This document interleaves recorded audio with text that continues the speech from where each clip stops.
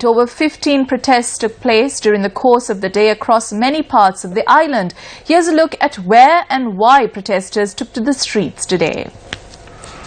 The access road to the Galore Face Green from the Lotus roundabout was temporarily closed due to several protests taking place near the presidential secretariat.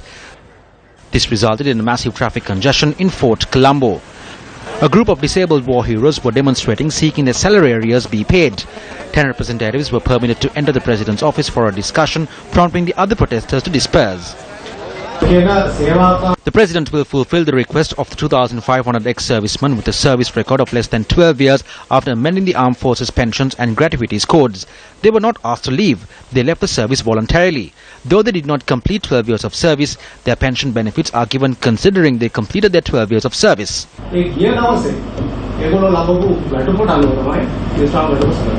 A group of persons from Gampa who would lose their lands to the Central Expressway engaged in a protest march from opposite the Fort Railway Station. The group marched the Lotus roundabout and attempted to proceed to the presidential secretariat. However, only a few representatives were permitted to enter the premises for talks. The Lotus Road in Colombo was obstructed due to a protest citing that pensions were terminated by the privatization of the textile industry department through government influence. According to our correspondents, the area surrounding the Lotus Road was obstructed for around 5 hours as a result of these 3 protests. The National Freedom Front protested opposite Satsiripaya in Battaramulla this afternoon. They were seeking the release of Vimal Veeravangsa, who was placed in remand custody over a case currently being taken up in court. The All Ceylon Peasants Federation protested today, citing that a building obtained on rent by the Ministry of Agriculture is not being used and that a massive rent is being paid for it.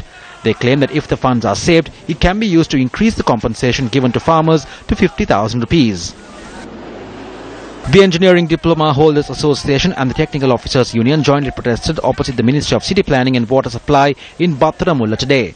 They allege that authorities are yet to resolve their issues. Employees attached to the Galore and Mathura branches of the National Water Supply and Drainage Board protested today against the failure to arrest those who were sold to the Galore district manager. The protest took place opposite the Galore bus stand and in Pamburana, Mathura. Deputy postmasters in the Polonnaruwa district protested today against the assault on a postal worker. They protested opposite the main post office in Polonnaruwa and demanded that the attackers be arrested. Samurdhi beneficiaries in Gampa protested against the alleged attempt to slash Samurdhi benefits. They claim that there is an attempt to recover the sum of 2,500 rupees given to them as a housing aid.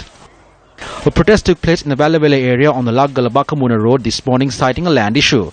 They claim that the government has reclaimed the lands given to them for cultivations. Traders demonstrated opposite the Tambuttegama weekly fair, citing that the relocation was not suitable for trading. Traders also demonstrated opposite the Mihintale weekly fair today, citing that even though the new building for the fair was completed, the local authority has failed to provide shop space to them.